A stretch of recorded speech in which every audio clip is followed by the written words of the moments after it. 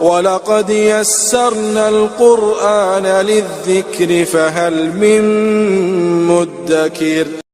انشاءاللہ تعالی ہم سورۃ الانعام کی آیت نمبر 133، 34، 35 پڑھتے ہیں اور اس کو سمجھنے کی کوشش کرتے ہیں۔ اعوذ باللہ من الشیطان الرجیم، بسم اللہ الرحمن الرحیم۔ وَرَبُّكَ الْغَنِيُّ ذُو الرَّحْمَةِ إِن يَشَأْ يُذْهِبْكُمْ وَيَسْتَخْلِفْ مِن بَعْدِكُم ما يشاء كما أنشأكم من ذرية قوم آخرين۔ وَرَبُّكَ اور رب آپ کا، الغنی بہت بے نیاز ہے، ذو الرحمہ رحمت والا ہے،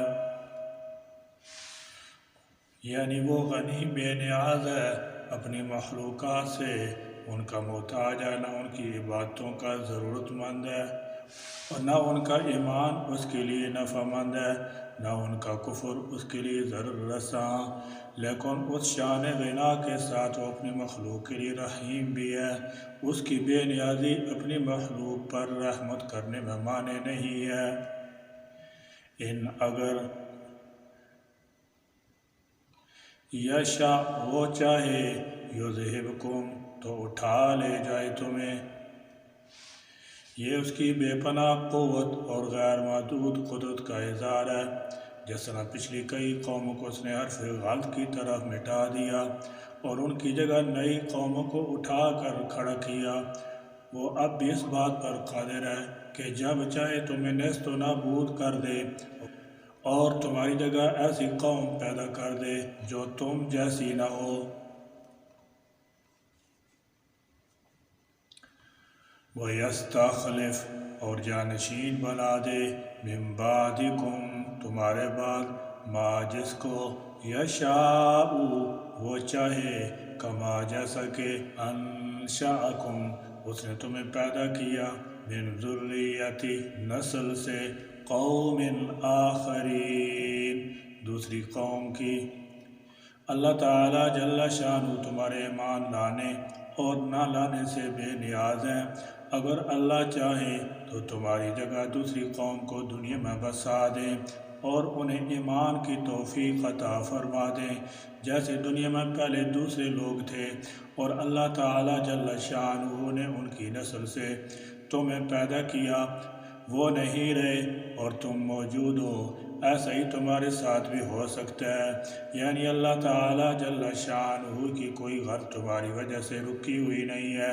نہ ہی اس کا کوئی مفاد تم سے وابستہ ہے کہ تمہاری نافرمانی سے اس کا کچھ بگڑتا ہے اور فرمانبرداری سے اس کا کچھ سنورتا ہے، بلکہ یہ اس کی انتہائی رحمت اور مہربانی ہے کہ اس نے تمہیں ہدایت کی راہ دکھائی جس پر عمل کر کے تم عذاب سے بھی بچ سکتے ہو اور بلند درجات بھی حاصل کر سکتے ہو۔ اس کے مہربان ہونے کا دوسرا مطلب یہ ہے کہ وہ تمہارے گناہوں کی پاداش میں تمہیں فوراً سزا نہیں دے رہا اور تمہارے قصور معاف کرتا چلا جاتا ہے، ورنہ اگر وہ سخت گیر ہوتا تو تمہارے جرائم اتنے زیادہ ہیں کہ تمہیں اس دنیا سے رخصت کر دیتا اور تمہاری جگہ دوسرے لوگ لے آتا، جیسے تمہیں پہلی قوم کے بعد لایا گیا ہے، اور یہ کام اس کے لیے کچھ مشکل بھی نہیں، لہذا اس کی فرمانبرداری میں ہی تمہاری بھلائی ہے۔ انما توعدون لآت وما انتم بمعجزین، ان بے شک، ما جس کا، توعدون تم وعدہ دیے جاتے ہو، لآت البتہ آنے والی ہے، وما اور نہیں، انتم تم اس سے مراد قیامت ہے اور تم عاجز نہیں کر سکتے کا مطلب یہ ہے کہ وہ تمہیں دوبارہ پیدا کرنے پر قادر ہے، چاہے تم مٹی میں مل کر ریزہ ریزہ ہو چکے ہو۔ بمعجزین عاجز کرنے والے، یعنی اللہ تعالیٰ جل شانہ نے جس قیامت کے دن کا تم سے وعدہ کر رکھا ہے وہ بہرحال آ کے رہے گی، تم اپنی سر توڑ کوشش کر دیکھو، تم اس دن کو ٹالنے پر کبھی قادر نہیں ہو سکتے، پھر اس دن تمہارا پورا محاسبہ کیا جائے گا۔ نیز یہاں وعدہ سے مراد عذاب کا وعدہ بھی ہو سکتا ہے،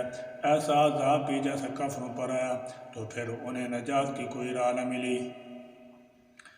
قُلْ يَا قَوْمِ اعْمَلُوا عَلَىٰ مَكَانَتِكُمْ إِنِّي عَامِلٌ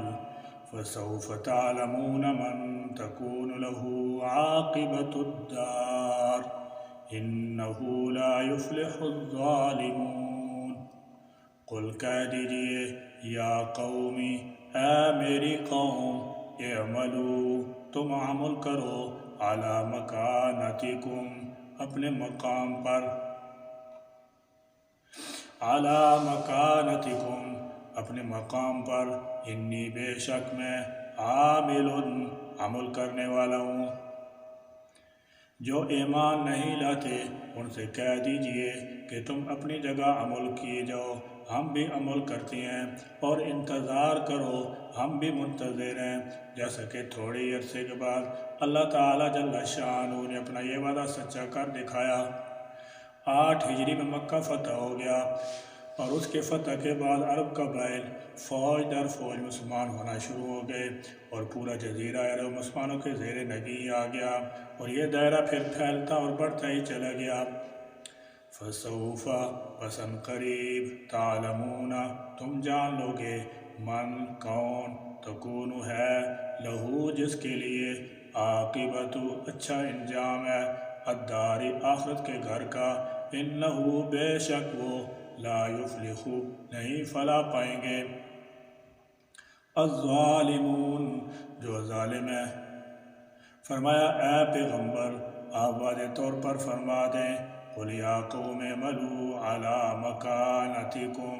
اے میری قوم کے لوگوں، جو کچھ تم نے کرنا ہے اپنی جگہ پر کرتے چلے جاؤ، انی عامل، میں بھی عمل کر رہا ہوں۔ مطلب یہ ہے کہ اگر تم ایمان کا راستہ اختیار کرنے کی بجائے اپنی من مانی کا راستہ اختیار کرنا چاہتے ہو تو کرتے رہو، تم اپنی مرضی اور طریقے کے مطابق چلو، اور میں اس راستے پر چل رہا ہوں جس پر مجھے اللہ تعالیٰ جل شانہ نے چلایا ہے۔ ہمارے اور تمہارے راستے جدا جدا ہیں، مگر فسوف تعلمون، تمہیں ان قریب پتہ چل جائے گا، من تکون لہ عاقبۃ الدار، کہ آخرت کا گھر کس کے حصے میں آتا ہے۔ یہ دنیا کی زندگی تو عارضی اور قلیل ہے، مگر آخرت کا گھر دائمی ہے، آخرت کی بہتر اصل کامیابی ہے۔ بس موت آنے کی دیر ہے، پھر پتہ چل جائے گا کہ تمہارا انجام اچھا ہے یا ہمارا انجام، اہل ایمان کامیاب ہوں گے یا کفر و شرک کرنے والے۔ فرمایا اصولی طور پر بات یاد رکھ لو، انہو لا یفلح الظالمون، ظلم کرنے والے کبھی فلاح نہیں پاتے۔ ظلم میں پہلے نمبر پر کفر اور شرک ہے، جس نے ان جرائم کا ارتکاب کیا وہ سب سے بڑا ظالم ہے۔ اس کے بعد بدعات، اعمال سیئہ، حقوق اللہ، حقوق العباد کا اطلاق، یہ سب کے سب ظلم کی تعریف میں آتے ہیں، اور اللہ تعالیٰ کا یہ واضح قانون ہے کہ ظلم کرنے والے کبھی کامیابی سے ہمکنار نہیں ہوں گے۔ انبیاء علیہم السلام کا بھی یہی اصول رہا ہے۔ سورہ یوسف میں موجود ہے، جب اس عورت نے یوسف علیہ السلام کو برائی پر آمادہ کرنا چاہا اور دروازے بند کر لیے، تو حضرت یوسف علیہ السلام نے یہی کہا تھا کہ میں ایسا ظلم نہیں کر سکتا، کیونکہ انہو لا یفلح الظالمون، اللہ تعالیٰ ظالموں کو کبھی فلاح نصیب نہیں کرتا۔ بہرحال اللہ تعالیٰ جل شانہ نے فرمایا کہ محاسبے کی منزل آنے والی ہے، پھر تمہیں معلوم ہو جائے گا کہ جس قیامت کا تم انکار کرتے رہے اور اس کے مطابق شبہات کا اظہار کرتے رہے وہ آ کر رہی۔ یا اللہ، آپ کا اور آپ کے رسول علیہ السلام کا جو پیغام ہم کو پہنچ جائے، ہم اسے دل و جان سے قبول کرنے والے ہو جائیں۔ یا اللہ، مصیبت اور راحت، ہر حال اور ہر آن میں ہم آپ کی طرف رجوع ہونے والے ہوں۔ یا اللہ، اپنے عذاب سے دنیا میں بھی ہمیں محفوظ رکھیے اور آخرت میں بھی اپنے امان میں رکھیے، آمین یا رب العالمین۔ وآخر دعوانا ان الحمد للہ رب العالمین۔